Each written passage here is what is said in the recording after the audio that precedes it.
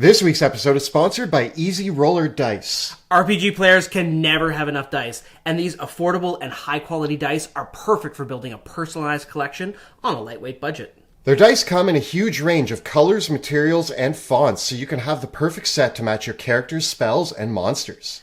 We've been using their awesome dice trays at our own game table to keep all of our dice in one place for years now. Visit EasyRollerDice.com or follow the links in the description below to visit their online store. You'll also find below our discount code, which you can use to save on select purchases. And now, on to this week's episode. Greetings, my name is Monty Martin. And I'm Kelly McLaughlin. And we are the Dungeon Dudes. Welcome to our channel where we cover everything Dungeons & Dragons, including advice for players and guides for Dungeon Masters. We upload new videos on Tuesdays and Thursdays, so please subscribe to our channel so that you never miss an episode. Today, we are ranking the subclasses available to monks in Dungeons & Dragons 5th edition. This is part 1 of our 2-part series. Today, we are going to be looking at the 3 monk subclasses found in the player's handbook: the Way of Shadow, the Way of the Elements, and the Way of the Open Hand. In part 2 of this video, we're going to be looking at the subclasses introduced in the Sword Coast Adventurer's Guide and Xanathar's Guide to Everything. As 2 points of order before we go any further, though, we have filmed this episode before the release of Tasha's Cauldron of Everything, so we will be making a follow-up video where we look at the subclasses introduced in that video. And finally, we don't look at subclasses that have been released in Unearthed Arcana, but have not been published in a book yet, because those are playtest classes and are still subject to revisions, changes, and might not even make full publication. So in order to keep our videos current and correct, we do not cover Unearthed Arcana in this ranking series. Up on the screen right now, you're going to see our criteria for ranking the monk subclasses. We have pitted the subclasses against each other, not against those of other classes. Also, we're taking into account all the pillars of Dungeons & Dragons in our ranking, how the subclasses perform in combat, exploration, and social interactions. However, we don't consider role-playing and flavor as one of the criteria, as we believe that every subclass has a great opportunity to be well role-played. We may discuss multi-classing, but it is not a major component of our ranking. In general, monks are widely considered one of the weaker classes as a whole in Dungeons & Dragons 5th edition. Speaking from personal experience, I have played a monk up to 15th level and thoroughly enjoyed it. The monk's ability to stunning strike, paired with their maneuverability and some really awesome features like their abilities to move up walls or catch arrows, altogether they make this really unique package that I think a lot of people look at and hope that they will be a primary damage dealer, when really they fit this unique category of utility martial class. They may not be the easiest class to jump into, but I do think that they have a place and are a really powerful choice in the right party dynamic. That said, the monk is overall a combat and exploration focused class, and its key resource, Chi, regenerates on a short rest. So as we rank these subclasses, we are going to assume that the monk gets at least 1 short rest per day, and will probably be facing roughly 4 encounters of some kind across the adventuring day. The monk class overall is packed with features, and so the subclasses themselves only grant features at 3rd, 6th, 11th, and 17th level, meaning that some of the subclasses are actually a pretty small part of the monk's overall kit, but some have larger impacts. There's a lot to discuss, so let's get rolling. We're going to kick things off today with the Way of the Shadow Monk. This monk subclass takes elements of stealth and subterfuge, adding them into the monk class as a whole, using shadows and darkness to augment the class in meaningful ways. Let's take a look at some of the key abilities that you get as a Way of Shadow Monk. Right away at 3rd level, the Way of Shadow Monk gains the ability to spend 2 key points to cast Darkness, Dark Vision, Pass Without Trace, or Silence spells. They can also gain the Minor Illusion cantrip, which they can use at will. These are some very potent and useful spells that will really aid the monk's ability to infiltrate and use darkness and shadow to their advantage. At 6th level, you're going to gain Shadow Step. If you're in an area of dim light or darkness, you can use a bonus action to teleport to another area of dim light or darkness up to 60 feet away and gain advantage on your next attack. At 11th level, you gain the Cloak of Shadows ability. When you are in the area of dim light or darkness, you can use your action to become invisible. This invisibility lasts as long as you remain outside of bright light or until you attack or cast a spell. At 17th level, you gain the ability Opportunist. Whenever a creature within 5 feet of you attacks a creature other than you, you can use your reaction to attack that creature. When I played a monk, it was a way of the Shadow Monk, and I thoroughly enjoyed a lot of the features presented in this subclass. The ability to teleport from one shadow to another was one of the key features that really made me gravitate towards this subclass in general, and was useful in many ways. I will say, however, that the monk class is already extremely mobile. However, there were situations where getting behind enemy lines or sneaking into areas that were harder to get to became much easier when there were shadows involved. The spellcasting feature that you gain right off the bat when you choose the Way of the Shadow Monk is really, really useful. Spells like Pass Without Trace and Silence were applicable in many instances in the campaign we played in, and really made me feel like I was able to sneak around and do things that other monk subclasses might have had a hard time doing. Overall, a lot of the features here give a new and interesting way to use the monk. And I will admit that I may be a little biased because of my 15 levels that I've experienced with this particular subclass, but I was very much willing to give this the S tier right off the bat because I found it endlessly useful, meaningful in multiple ways, both in infiltration, exploration, and combat. So with all of that in mind, I gravitated towards giving it an S tier. I'm not going to dispute that you played your Way of Shadow Monk in our Red Hand of Doom campaign really, really well, Kelly. I think that you did. But that said, there were opportunities when I, as the Dungeon Master, felt that you had more mobility than you needed. Particularly, your monk took the mobile feat. And there were several instances in the campaign where you could have simply used Flurry of Blows along with mobile to navigate to the spot that you needed to be instead of using Shadow Step. And so because Shadow Step is used as a bonus action, it impairs your ability to use it alongside Martial Arts and Flurry of Blows. It's using up your bonus action. And while you do get advantage on an attack to compensate for that, getting advantage on a single attack is not as good as being able to simply make a full-on extra attack. I also noticed that it was really hard to make effective use of the invisibility power as well. It came online at a high enough level that you had so many tools at your disposal with Pass Without Trace, Silence, and Darkness for getting in there that you already had everything you needed to infiltrate, and using invisibility as an action means that it's difficult to use it in combat alongside your other abilities. You played a human, and I really felt that the Way of Shadow Monk should have the ability to see in magical darkness, or should gain dark vision innately. That was definitely a thing that this overall subclass is lacking. So while I agree with you that I think the subclass is great, there's just enough difficulty in the synergy of the class features to make it so that there's a couple problems that have to be solved. I'm willing to give this subclass an A. I just really wish that the way the Shadow Step ability worked was that you got to teleport like 30 feet when you Flurry of Blows. That would have been super cool to be able to use both the teleportation and Flurry of Blows at the same time, and I don't think that that would be overpowered at all. There's actually some monsters inspired by the Way of Shadow Monk that have appeared in other source books that can actually teleport between their monk attacks.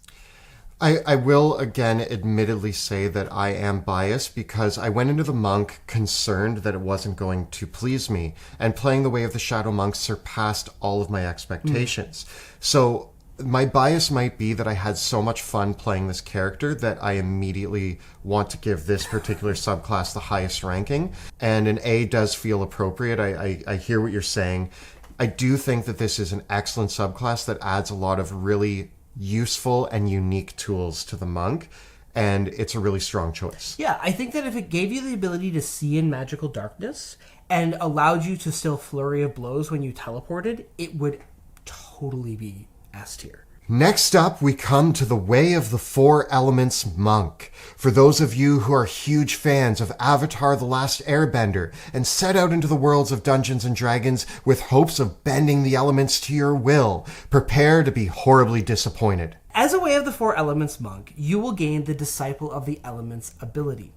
This ability allows you to channel your key points into casting spells and activating other elemental abilities, known as elemental disciplines. When you take the subclass, you gain one elemental discipline of your choice, in addition to the elemental attunement discipline. At level 6, level 11, and level 17, when other monks gain their other subclass features, you get to pick up new elemental disciplines, which are broken into tiers as well. Most of these elemental disciplines give you the ability to use your key points to cast a spell in some way, shape, or form. We see spells on the spell list like Burning Hands and Thunderwave available right away, and then ones like Hold Person becoming available at 6th level, spells like Fly and Fireball becoming available at 11th, and spells like Stone Skin and Cone of Cold becoming available at 17th level. There are other non-spell disciplines that you can take, like Water Whip and Fang of the Fire Snake, that are pretty interesting, and you can use additional key points to upcast the spells, although there is a limit on that. The Way of Four Elements monk is actually a little bit like an Eldritch Knight or an Arcane Trickster in disguise. It is transforming the monk's ability to use their key points to giving them the ability to cast spells from an extraordinarily limited spell list that advances roughly in the same progression as what we would see from an Eldritch Knight or Arcane Trickster, getting up to 5th level spells. In general, the Way of the Four Elements monk is something that on paper seems really exciting, especially as somebody who is a huge fan of Avatar: The Last Airbender and really wishes that they could play that sort of thing in Dungeons & Dragons. However, when you look at the key points cost of casting a lot of these spells, it ends up actually being a detriment to the monk class as a whole. With the monk already gaining the ability to use key points on things like Flurry of Blows or Stunning Strike, spending half or a third of your key points to cast a spell doesn't really seem as valuable as just running around and stunning striking everybody. And although there are some clutch moments where dropping a fireball might be game-changing, it doesn't really happen often enough that it's worth the value of the key points that you would be putting into it. Not to mention when you're looking at something like casting Cone of Cold at 17th level, that doesn't really seem as cool as casting Cone of Cold when other spellcasters are able to cast it. Overall, the features presented by choosing the Way of the Four Elements monk almost don't feel worth it to use over the features already presented to the monk class in general, which means that I have to give this a D ranking because it doesn't really add anything useful, and the features that it does add, although cool, cost too much to make them valuable. I completely agree with Kelly's assessment. The key point cost for these spells is simply too high. Look at an example like the ability to cast Hold Person. Hold Person produces a relatively similar effect to stunning them. Paralyzation is a little bit more powerful because you automatically crit the target, but a monk can still take an enemy out of the fight for a couple rounds by stunning them or by stunning multiple enemies at once. The damage that they can gain with some of these damage-dealing powers, particularly the lower-level ones like Burning Hands and Thunderwave, is pretty comparable to what they can get in extra damage from just using Flurry of Blows and making melee attacks.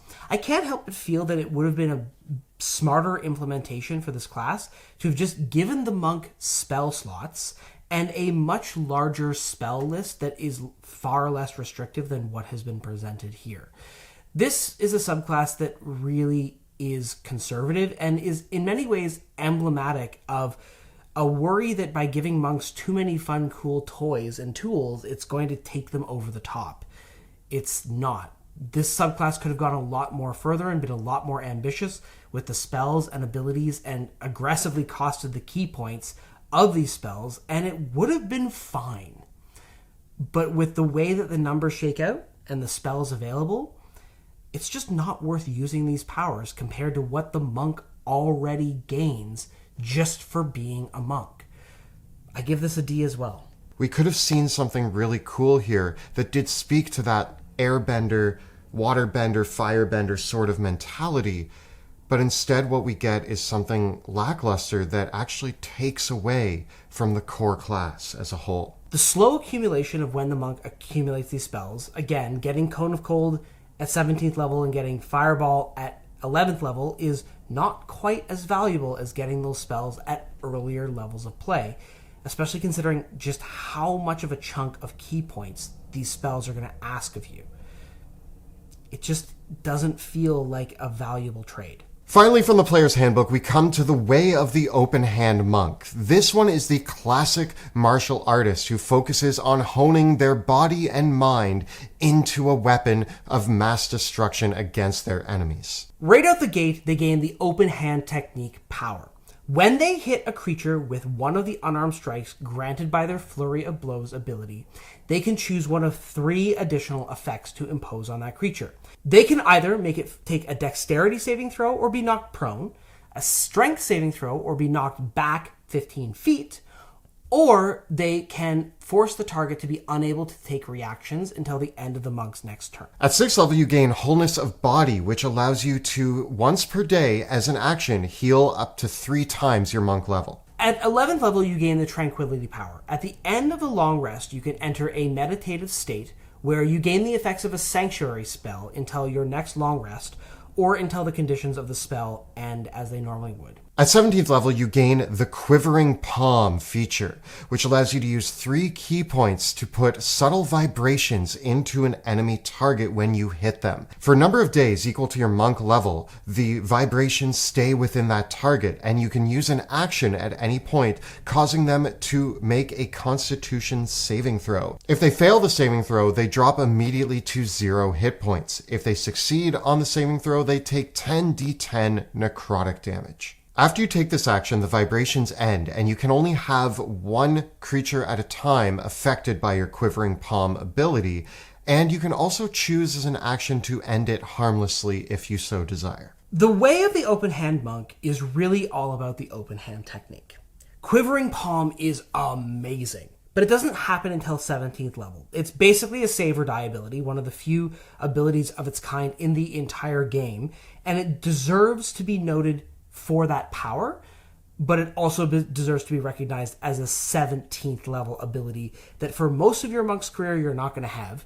And if you play 17 levels as a monk, you deserve to have an ability like this. It's incredible. Tranquility and Wholeness of Body are kind of just okay. I think Tranquility is almost entirely useless in a lot of circumstances because as soon as you start fighting, you lose its benefits, and being able to heal yourself is nice, but it's not a lot of healing, and it's only once per day. The real gravy here is Open Hand Technique, and it really lets you ragdoll your enemies. You get it at no extra cost every time you flurry of blows, and monks want to be flurrying as many blows as they possibly can, and now you're going to be able to stun somebody, knock them prone, and ragdoll them off a cliff. It's basically the only thing that the monk of the open hand has going for them for most of their career, but fortunately it's really good and it just builds on what the monk gets. I personally kind of think it's the best monk subclass, but I'm really hesitant to give it an S tier ranking because it feels so empty beyond the open hand technique.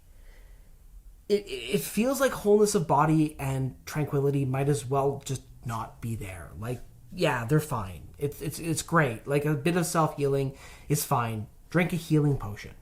I think I'm going to give it an A because I think Open Hand Technique is that good. And I think it's an S tier as soon as you get to 17th level and you can just end people with your Quivering Palm. It's a Kill Bill style exploding heart technique. I love it.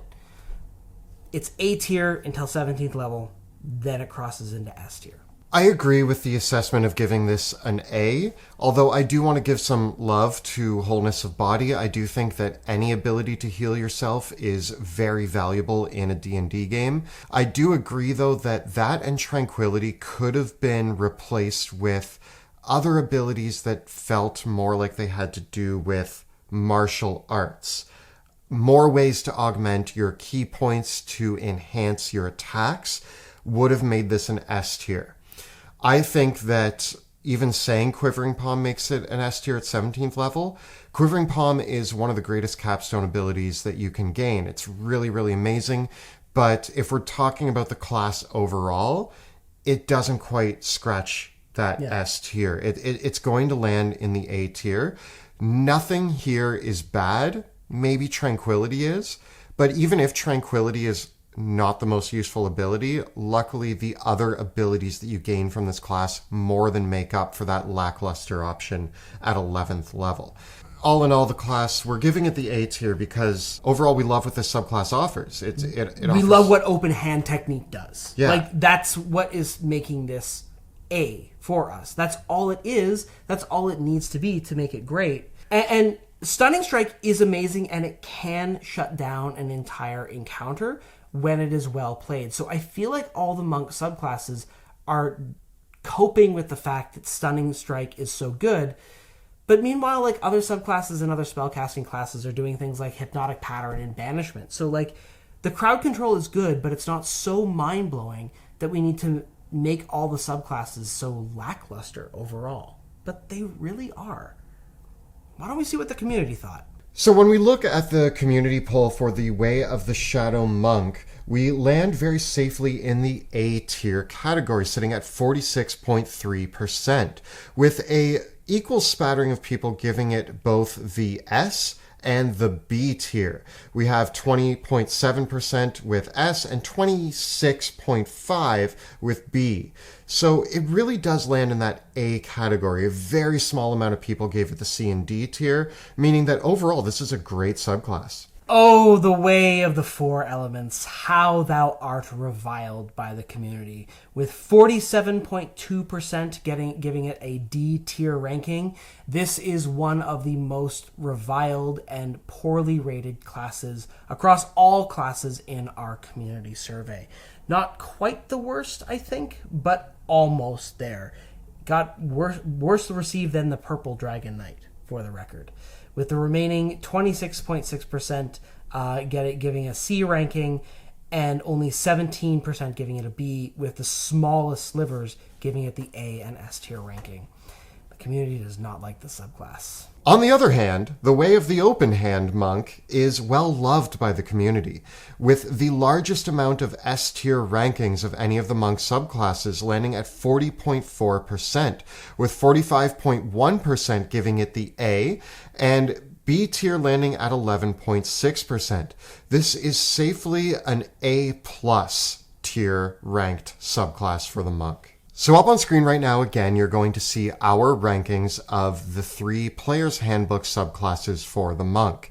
Next to that, you will now see the community votes on those 3 subclasses as well. It looks like us and the community are in complete agreement on these 3 subclasses. Way of the Open Hand and Shadow land near the top, and the Way of the Four Elements is down right at the bottom. I think the community rankings are very revealing. Even the best received monk subclass in the Player's Handbook did not have a conclusive S tier ranking. And I think that for ourselves, not giving out an S tier ranking at all from the Player's Handbook is appropriate considering the power level and our metrics for the S tiers.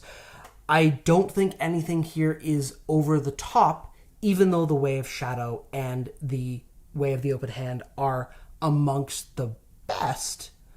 There's no one subclass that stands out as head and shoulders over the others. So this has been a look at part 1 of our subclass tier rankings for monks in Dungeons & Dragons 5th edition. Today we looked at the subclasses offered in the Player's Handbook. Stay tuned for part 2, where we will look at the other subclasses offered in Xanathar's Guide to Everything, as well as other officially released sourcebooks. If you have any opinions on these subclasses, or you think we should have ranked them differently, let us know about your experiences with them in the comments below. The videos that we create on our channel are made possible thanks to the incredible generosity of our Patreon supporters. If you enjoy the work that we create here on YouTube, Twitch, and otherwise, please consider becoming a supporter of our channel by following the links in the description below.